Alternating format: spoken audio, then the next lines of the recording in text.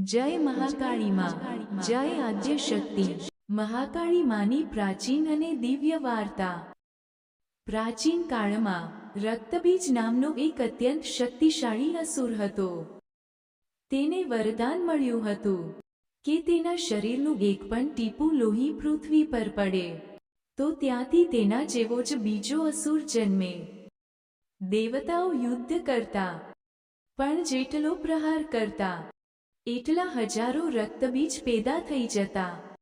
સંપૂર્ણ સ્વર્ગલોક ભયથી કાંપવા લાગ્યો।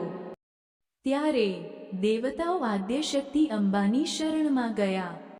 ભયાનક યુદ્ધ દરમિયાન જ્યારે માતા અંબિકા ક્રોધથી પ્રજ્વલિત થયા, ત્યારે તેમના લલાટમાંથી એક ભયંકર કાળી શક્તિનું પ્રાગટ્ય થયું।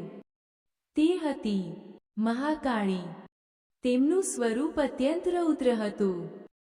શ્યામ વર્ણ, વિખરાયેલા વાળ, ગળામાં મૂંઢમાળા, લાલચોળ અગ્નિ જેવી આંખો, એક હાથમાં ખપ્પર, બીજા હાથમાં તલવાર। મહાકાળી રણમેદાનમાં પ્રવેશ્યા અને રક્તબીજ સાથે ભયંકર યુદ્ધ શરૂ થયું।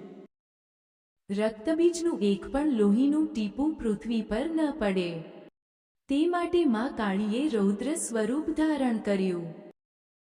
માએ તેનું ગળું કાપ્યું અને તેના શરીરમાંથી વહેતું બધું જ લોહી પોતાના ખપ્પરમાં ઝીલી લીધું અને પીવા લાગ્યા।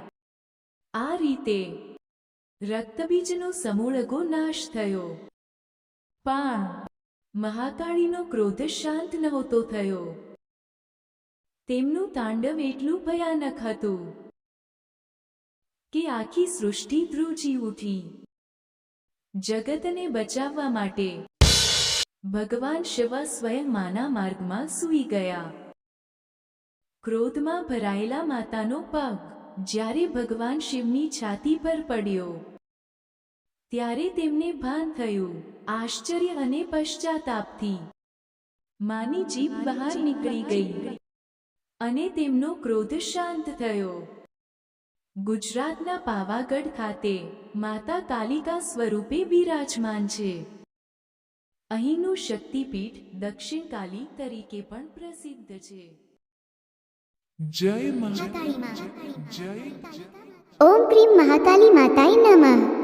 ઓમ ક્રીમ મહાકાલી માતાય નમઃ। ઓમ ક્રીમ મહાકાલી માતાય નમઃ। ઓમ ક્રીમ મહાકાલી માતાય નમઃ। ઓમ ક્રીમ મહાકાલી માતાય નમઃ। ઓમ ક્રીમ મહાકાલી માતાય નમઃ। ઓમ ક્રીમ મહાકાલી માતાય નમઃ। ઓમ ક્રીમ મહાકાલી માતાય